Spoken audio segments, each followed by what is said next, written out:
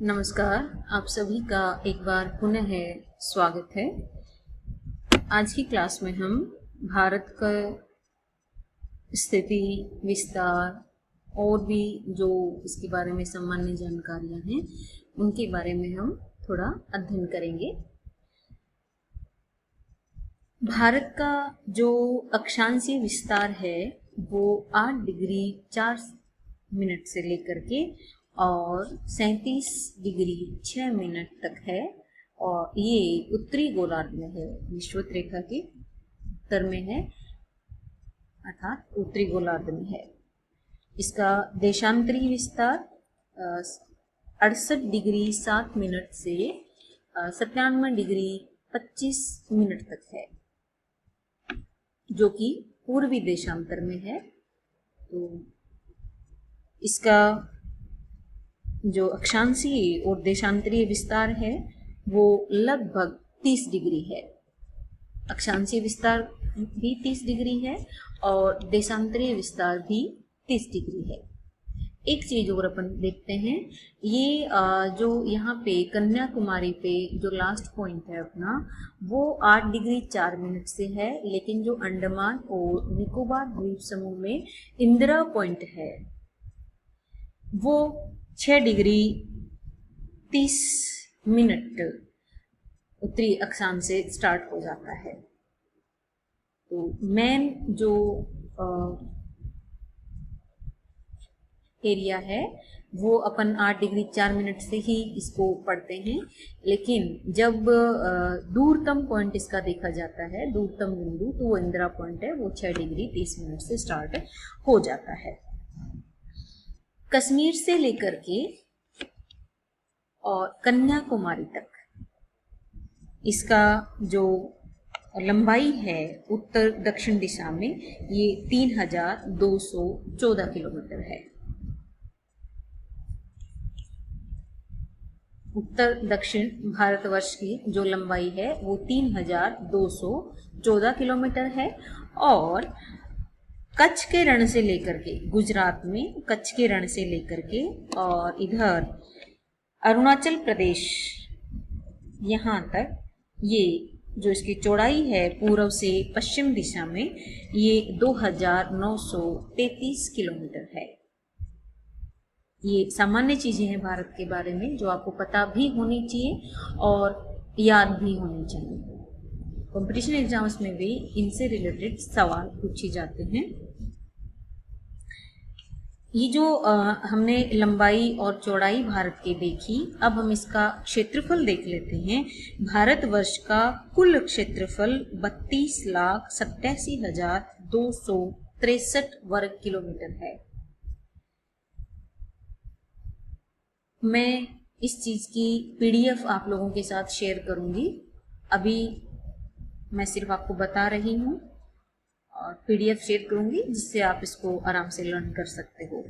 तो इसका कुल क्षेत्रफल भारतवर्ष का 32,87,263 किलोमीटर है, जो कि संपूर्ण विश्व के क्षेत्रफल का 2.42% है और क्षेत्रफल की दृष्टि से भारत का पूरे विश्व में 7वां स्थान है। सबसे बड़ा देश क्षेत्रफल की दृष्टि से रूस है, उसके बाद कनाडा है, संयुक्त राज्य अमेरिका, चीन, ब्राजील, ऑस्ट्रेलिया, ये 6 भारत से बड़े देश हैं और 7वां नंबर भारत का आता है।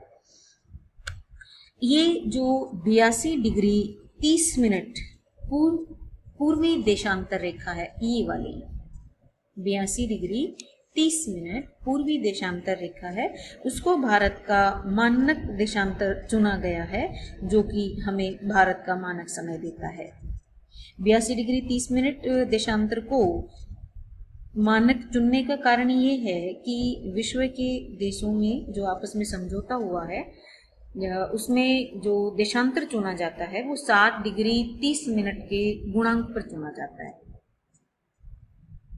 ताकि जो 7 डिग्री 30 मिनट की देशांतरी जो दूरी होती है उसके बीच में आधे घंटे का समय का गैप आ जाता है।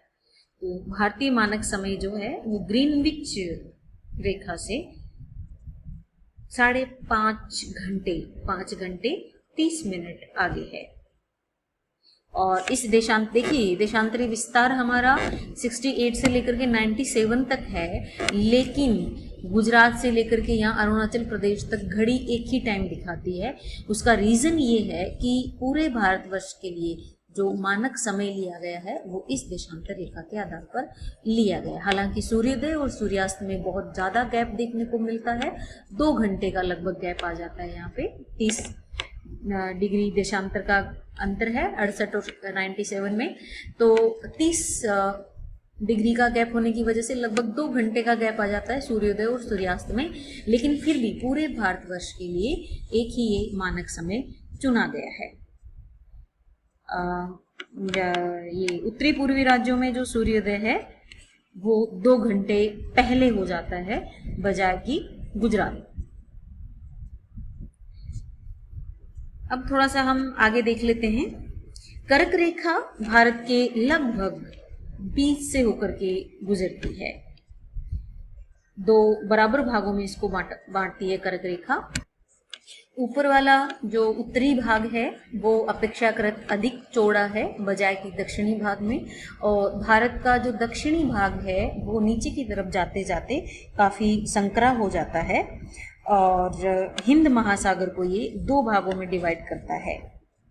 एक तरफ पश्चिम में इसे अरब सागर कहा जाता है और पूर्व में इसे बंगाल की खाड़ी कहा जाता है। और ये जो बंगाल की खाड़ी और अरब सागर हैं ये हमारी व्यापारिक और सांस्कृतिक संबंधों को प्रगाढ़ बनाने में काफ़ी हेल्प करते हैं। भारत के उत्तर में हिमालय पर्वत की हजारों किलोमीटर लंबी एक लगातार श्रृंखला है जो कि कश्मीर से स्टार्ट होते हुए अरुणाचल प्रदेश तक जाती है और उसके बाद नीचे साउथ में मुड़ जाती है। ये जो अपना हिमालय पर्वत है, ये जो पामीर की गांठ है उसी पर्वत श्रृंखला का एक भाग है। और ये जो हिमालय पर्वत की ऊंची ऊंची चोटियां हैं काफ़ी हाइट वाली, वो ही हमें ट्रांस हिमालय से जुड़ने से रोकती हैं। उधर से आने वाली जो नॉर्थ से ठंडी हवाएं हैं उनको भी रोकती हैं। और हमारा प्राचीन समय में जो मध्य एशिया से संपर्क था वो इस हिमालय पर्वत के बीच में जो कुछ दर्रे हैं जिनके बारे में हम पढ़ेंगे विस्तार से, उनसे ही संभव होता था। आजकल तो हालांकि वायु मार्ग है तो ऐसी कोई समस्या है नहीं। भारतवर्ष की जो सीमा रेखाएं हैं वो स्थलीय सीमा रेखा भी हैं और नीचे हिंद महासागर में जलीय भी हैं। तो पहले थोड़ा सा अपन स्थलीय सीमाओं के बारे में देख लेते हैं। भारत की जो स्थलीय सीमाएं हैं उनकी कुल लंबाई 15,200 किलोमीटर है। और हमारे यहाँ पड़ोसी देशों के बारे में हम देखें तो ये उत्तर पश्चिम में पाकिस्तान और अफगानिस्तान है इधर ऊपर, और उत्तर में चीन और नेपाल और भूटान, और पूर्व दिशा में म्यांमार है और बांग्लादेश है। ये स्थलीय सीमाओं को छूते हुए हमारे पड़ोसी राष्ट्र हैं। सबसे लंबी जो अंतर्राष्ट्रीय सीमा है हमारी वो बांग्लादेश के साथ लगती है और सबसे छोटी अफगानिस्तान के साथ में लगती है। सबसे लंबी बांग्लादेश के साथ में लगती है यहाँ इस तरीके से।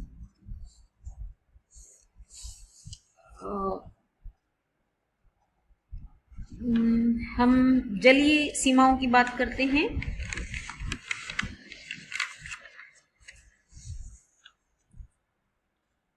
भारत की जो ये मुख्य भूमि है, मुख्य भूमि हम यहाँ इसलिए कह रहे हैं क्योंकि जो द्वीपीय जो सीमा रेखा है वो इसमें शामिल नहीं है। तो मुख्य भूमि की जो तटरेखा है वो 6,100 किलोमीटर लंबी है, 6100 किलोमीटर, 6,100 किलोमीटर लंबी।